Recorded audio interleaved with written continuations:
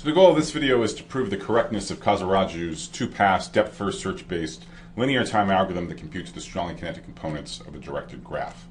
So I've given you the full specification of the algorithm. I've also given you a plausibility argument of why it might work, in that at least it does something sensible on an example. Namely, it first does a pass of depth-first search on the reverse graph. It computes this magical ordering. And what's so special about this ordering is then when we do a depth-first search using this ordering on the forward graph, it seems to do exactly what we want. Every invocation of depth-first search to some new node discovers exactly the nodes of a strong component and no extra stuff. Remember, that was our first observation about that was unclear whether depth-first search would be useful or not for computing strong components. If you call depth-first search from just the right place, you're going to get exactly the nodes of an SCC and nothing more. If you call it from the wrong place, you might get all of the nodes of the graph and get no information at all about the structure of the strong components. And at least in this example, this first pass with the finishing time seems to be leading us to invoking depth-first search from exactly the right places. So remember how this worked in the example. So in the top graph, I've shown you the graph with the arcs reversed. This is where we first invoke DFS loop with a loop over the nodes going from the highest node name 9 all the way down to the node name 1. And here we compute finishing times. That's the bookkeeping that we do in the first pass. So we just keep a running count of how many nodes we've finished processing. That is how many we've both explored that node as well as explored all of the outgoing arcs. And so that gives us these numbers in red, these finishing times between 1 and 9 for the various nodes. Those became the new node names in the second graph, and then we reversed the arcs again to get the original graph back. And then we saw that every time we invoked DFS in our second pass, we uncovered exactly the nodes of an SCC. So when we invoked it from the node 9, we discovered 9, 8, and 7. Those all have the leader vertex 9. Then when we next invoked DFS from 6, we discovered 6, 5, and 1, and nothing else. And then finally we invoked it from 4, and we discovered 2, 3, and 4, and nothing else. And those are exactly the three SCCs of this graph. So let's now understand why this works in any directed graph, not just in this one example. So let's begin with a simple observation about directed graphs, which is actually interesting in its own right. The claim is that every directed graph has two levels of granularity. If you squint, if you sort of zoom out, then what you see is a directed acyclic graph, of course, comprising its strongly kinetic components. And if you want, you can zoom in and focus on the fine-grained structure with one SCC. A little bit more precisely, the claim is that the strongly kinetic components of a directed graph induce in a natural way an acyclic metagraph. So what is this metagraph? What are the nodes and what are the arcs? What are the edges? Well, the metanodes are just the SCCs. So we think of every strong kinetic component as being a single node in this metagraph. So call them, say, C1 up to CK. So what are the arcs in this metagraph? Well, they're basically just the ones corresponding to the arcs between SCCs in the original graph. That is, we include in the metagraph an arc between the strong components C and C hat, from C to C hat, if and only if there's an arc from a node in C to a node in C hat in the original graph G. So for example, if this is your C and this other triangle is your C hat, and you have one or maybe multiple edges going from C to C hat, then in the corresponding metagraph, you're just going to have a node for C, a node for C hat, and a directed arc from C to C hat. So if we go back to some of the directed graphs that we've used as running examples, so if we go back to the one that at the beginning of the previous video, which looked maybe something like this, the corresponding directed acyclic graph has 4 nodes and 4 arcs.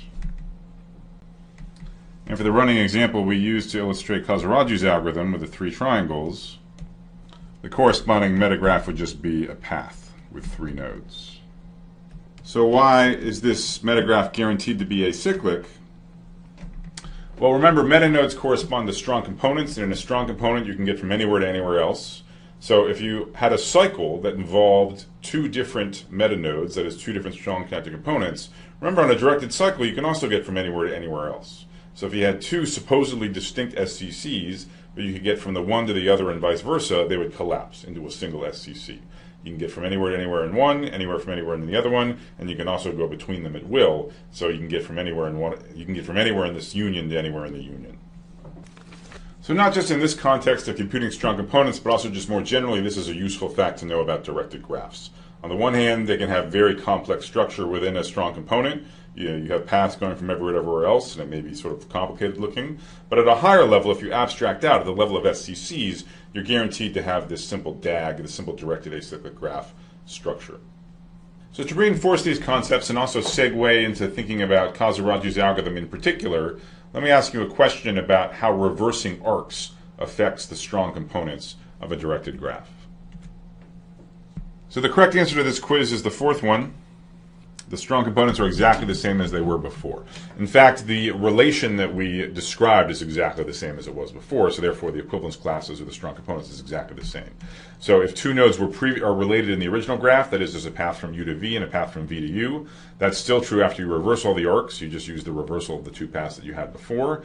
Similarly, if the two nodes weren't related before, for example, because you could not get from U to V, well, then after you reverse everything, then you can't get from V to U. So again, you don't have this relation holding. So the SCCs are exactly the same in the forward or the backward graph. So in particular, in Kazaraju's algorithm, the strong component structure is exactly the same in the first pass of DFS and in the second pass of DFS.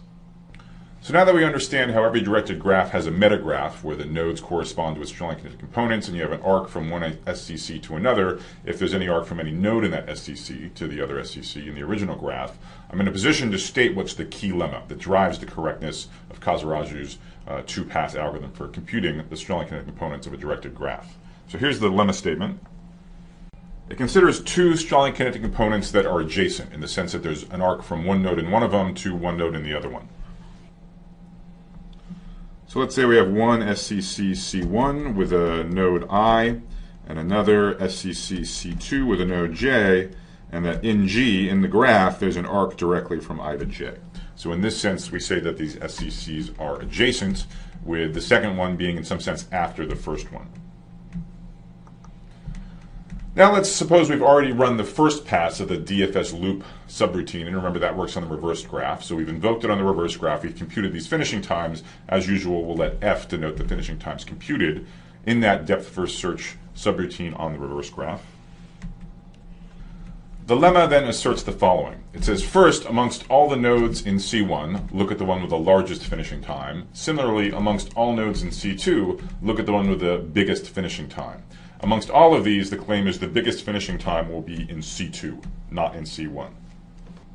So what I want to do next is I want to assume that this lemma is true temporarily, and I want to explore the consequences of that assumption. And in particular, what I want to show you is that if this lemma holds, then we can complete the proof of correctness of Kazaraju's two-pass SCC computation algorithm. Okay, so if the lemma is true, then I'll give you the argument about why we're done, about why we just peel off the strongly connected components one at a time with the second pass of depth first search. Now, of course, a proof for the hole in it isn't a proof, so at the end of the lecture, I'm going to fill in the hole. That is, I'm going to supply a proof of this key lemma. But for now, as a working hypothesis, let's assume that it's true. Let's begin with a corollary, that is, a statement which follows essentially immediately from the statement of the lemma. So for the corollary, let's forget about just trying to find the maximum finishing time in a single SCC. Let's think about the maximum finishing time in the entire graph. Now, why do we care about the maximum finishing time in the entire graph? Well, notice that's exactly where the second pass of depth first search is going to begin. Right? So it processes nodes in order from largest finishing time to smallest finishing time. So equivalently, let's think about the node at which the second pass of depth first search is going to begin, i.e. the node with the maximum finishing time. Where could it be? Well, the corollary is that it has to be in what I'm going to call a sink strongly connected component. That is a strongly connected component without any outgoing arcs. So for example, let's go back to the metagraph of SCCs for the very first directed graph we looked at. You recall that in the very first directed graph we looked at when we started talking about this algorithm, there were 4 SCCs. So there was a C1, a C2, a C3, and a C4. And of course, within each of these components, there could be multiple nodes, but they're all strongly connected to each other. Now, let's use F1, F2, F3, and F4 to denote the maximum finishing time in each of these SCCs. So we have F1, F2, F3, and F4. So now we have 4 different opportunities to apply this lemma, right? There's 4 different pairs of adjacent SCCs. And so what do we find? We find that, well, comparing F1 and F2, because C2 comes after C1, that is, there's an arc from C1 to C2, the max finishing time in C2 has to be bigger than that in C1. That is, F2 is bigger than F1. For the same reasoning, F3 has to be bigger than F1. Symmetrically, we can apply the lemma to the pairs C2, C4 and C3, C4, and we get that F4 has to dominate both of them. You'll notice we actually have no idea whether F2 or F3 is bigger, so that pair we can't resolve, but we do know these relationships. Okay, F1 is the smallest and F4 is the smallest. And you'll also notice that C4 is a sinc SCC in the sense that it has no outgoing arcs. And if you think about it, that's a totally general consequence of this lemma. So a simple proof by contradiction will go as follows. Consider the strongly kinetic component with the maximum F value. Suppose it was not a sinc SCC, then it has an outgoing arc. Follow that outgoing arc to get to some other SCC. By the lemma, the SCC you've gotten to has an even bigger maximum finishing time. So that contradicts the fact that you started in the SCC with the maximum finishing time. Okay? So just like in this cartoon where the unique sinc SCC has to have the largest finishing time, that's totally general. As another sanity check, we might return to the 9-node graph where we actually ran Kazaraju's algorithm. And looking at the forward version of the graph, which is the one on the bottom, we see that the maximum finishing times in the 3 SCCs are 4, 6, and 9. Okay, it turns out they're the same as the leader nodes, which is not an accident if you think about it for a little while. And again, you'll observe the maximum finishing time in this graph, namely 9, is indeed in the leftmost SCC, which is the only SCC with no outgoing arcs. Okay, but it's totally general. Basically, you can keep following arcs and you keep seeing bigger and bigger finishing times. So the biggest one of all, it has to be somewhere where you get stuck, where you can't go forward, where there's no outgoing arcs, and that's what I'm calling a sinc SCC. Okay, so assuming the lemma is true, we now know this corollary is true. Now, using this corollary, let's finish the proof of correctness of Kazaraju's algorithm modulo a proof of the key lemma. So I'm not going to do this super rigorously, although everything I say is correct and can be made rigorous. And if you want a more rigorous version, I'll post some notes on the course website, which you can consult for more details. So what the previous corollary accomplished, it allows us to locate the node with maximum finishing time. We can locate it in somewhere in some sinc SCC. Well, let me remind you about the discussion we had at the very beginning of talking about computing strong components. We were trying to understand whether depth-first search would be a useful workhorse for finding the strong components. And the key observation was that it depends where you begin that depth-first search. So for example, in this graph with 4 SCCs shown in blue on the right, a really bad place to start a DFS call, depth-first search, would be somewhere in C1, somewhere in this source SCC. So this is a bad DFS. Why is it bad? Well, remember what depth-first search does. It finds everything findable from its starting point. And from C1, you can get to the entire world. You can get to all the nodes in the entire graph. So you'll discover everything. And this is totally useless because we wanted to discover much more fine-grained structure. We wanted to discover C1, C2, C3, and C4 individually. So that would be a disaster if we invoked depth-first search somewhere from C1. Fortunately, that's not what's going to happen. Right? We computed this magical ordering in the first pass to ensure that we look at the node with the maximum finishing time first, and by the corollary, the maximum finishing time is going to be somewhere in C4. That's going to be a good DFS, in the sense that when we start exploring from anywhere in C4, there's no outgoing arcs. So of course we're going to find everything in C4. Everything in C4 is strongly connected to each other, but we can't get out. We will not have the option of trespassing on other strong components, and we're not going to find them. So we're only going to find C4, nothing more. Now here's where I'm going to be a little informal, although again everything I'm going to say is going to be correct. So what happens now once we've discovered everything in C4? Well, all the nodes in C4 get marked as explored as we're doing depth-first search, and then they're basically dead to us, right? The rest of our depth-first search loop will never explore them again. They're already marked as explored. If we ever see them, we don't even go there. So the way to think about that is when we proceed with the rest of our for loop in DFS loop, it's as if we're starting afresh. We're doing depth-first search from scratch on a smaller graph, on the residual graph, the graph G with this newly discovered strong component C star deleted. So in this example on the right, all of the nodes in C4 are dead to us, and it's as if we run DFS anew just on the graph containing the strong components C1, C2, and C3. So in particular, where is the next invocation of depth first search going to come from? It's going to come from some sync SCC in the residual graph, right? It's going to start at the node that remains and that has the largest finishing time left. So there's some ambiguity in this picture. Again, recall we don't know whether F2 is bigger or F3 is bigger. It could be either one. So maybe F2 is the largest remaining finishing time, in which case the next DFS invocation is going to begin somewhere from C2. Again, the only things outgoing from C2 are these already explored nodes. They're effectively deleted. We're not going to go there again. So this is essentially a sync SCC. We newly discover the nodes in C2 and nothing else. Those are now effectively deleted. Now, the next invocation of DFS will come from somewhere in F3, somewhere in C3. That's the only remaining sync SCC in the residual graph. So the third call to DFS will discover this stuff. And now, of course, we're left only with C1. And so the final invocation of DFS will emerge from and discover the nodes in C1. And in this sense, because we've ordered the nodes by finishing times in a DFS with a reverse graph, that ordering has this incredible property that when we process the nodes in the second pass, we will just peel off the strongly connected components one at a time. If you think about it, it's in reverse topological order with respect to the directed acyclic graph of the strongly connected components. So we've constructed a proof of correctness of Casaraju's algorithm for computing strongly connected components, but again, there's a hole in it. So we completed the argument assuming a statement that we haven't proved. So let's fill in that last gap in the proof, and we'll be done. And so what we need to do is prove the key lemma. Let me remind you what it says. It says if you have two adjacent SCCs, C1 and C2, there's an arc from a node in C1, call it I, to a node in C2, say J, then the max finishing time in C2 is bigger than the max finishing time in C1. Whereas always, these finishing times are computed in that first pass of depth first search loop in the reversed graph. All right, now the finishing times are computed in the reversed graph, so let's actually reverse all the arcs and reason about what's happening there. We still have C1, it still contains the node I. We still have C2, it still contains the node J. But now, of course, the orientation of the arc has reversed. So the arc now points from J to I.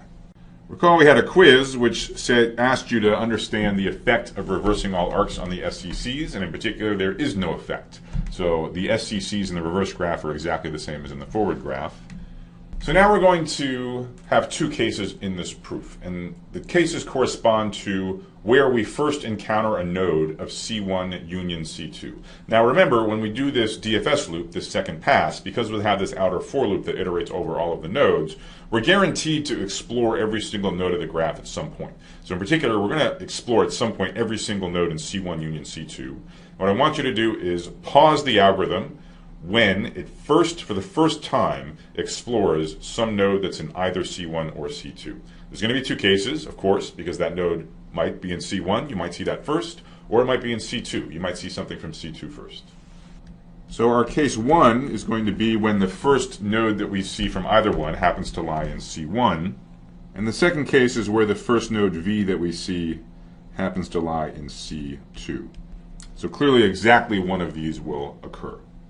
So let's think about case 1, when we see a node of C1 before we see any nodes of C2. So in this case, where we encounter a node in C1 before we encounter any node in C2, the claim is that we're going to explore everything in C1 before we ever see anything in C2. Why is that true? The reason is there cannot be a path that starts somewhere in C1, like for example at the vertex V, and reaches C2. And this is where we're using the fact that the metagraph on strongly connected components is acyclic. Right, C1 is strongly connected, C2 is strongly connected, you can get from C2 to C1, and if you can also get from C1 back to C2, this all collapses into a single strongly connected component. But that would be a contradiction. We're assuming C1 and C2 are distinct strongly connected components, therefore you can't have paths in both directions. We already have a path from right to left via JI, so there's no path from left to right. That's why if you originate a depth first search from somewhere inside C1, like this vertex V, you finish exploring all of C1 before you ever are going to see C2. You're only going to see C2 at some later point in the outer for loop. So what's the consequence that you completely finish with C1 before you ever see C2? Well, it means every single finishing time in C1 is going to be smaller than every single finishing time in C2. So that's even stronger than what we're claiming. We're just claiming that the biggest thing in C2 is bigger than the biggest of C1. But actually, finishing times in C2 totally dominate those in C1, because you finish C1 before you ever see C2. So let's now have a look at case 1 actually in action. Let's return to the 9-node graph on which we actually ran Khazir-Raju's algorithm to completion. So if we go back to this graph which has the 3 connected components, and remember it's the bottom version is the forward version, the top version is the reversed version. So if you think about the middle SCC as being C1, playing the role of C1, and the leftmost SCC playing the role of C2, then what we have exactly is case 1 of the key lemma. So, which was the first of these 6 vertices visited during the DFS loop in the reversed graph? Well, that would just be the node with the highest name, so the node 9. So this was the first of these 6 vertices that depth first search ever looked at in the first pass. That lies in what we're calling C1, and indeed everything in C1 was discovered in that pass before anything in C2, and that's why all of the finishing times in C2, the 7, 8, and 9, are bigger than all of the finishing times in C1, the 1, 5, and 6.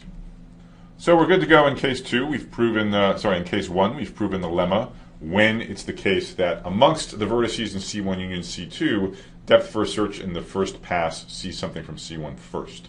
So now let's look at this other case, this gray case, which could also happen, totally possible, where the first thing we see when depth first searching in the first pass is something from C2. And here now is where we truly use the fact that we're using depth first search rather than some other graph search algorithm like breadth first search. There's a lot of places in this algorithm you could swap in breadth first search, but in this case too you'll see why it's important we're using depth first search to compute the finishing times. And what's the key point? The key point is that when we invoke depth first search beginning from this node V, which is now assuming the line C2, remember depth first search will not complete. We won't be done with V until we've found everything there is to find from it. Right? So we recursively explore all of the outgoing arcs, they recursively explore all of their outgoing arcs, and so on. It's only when all paths going out of V have been totally explored and exhausted that we finally backtrack all the way to V and we consider ourselves done with it. That is, depth first search in the reverse graph initiated at V won't finish until everything findable has been completely explored. Because there's an arc from C2 to C1, obviously everything in C2 is findable from V, that's strongly connected. We can get from C2 to C1 just using this arc from J to I. C1 being strongly connected, we can then find all of that. Maybe we can find other strongly connected components as well, but for sure, depth first search starting from V will find everything in C1 union C2, maybe some other things, and we won't finish with V until we finish with everything else. That's the depth first search property.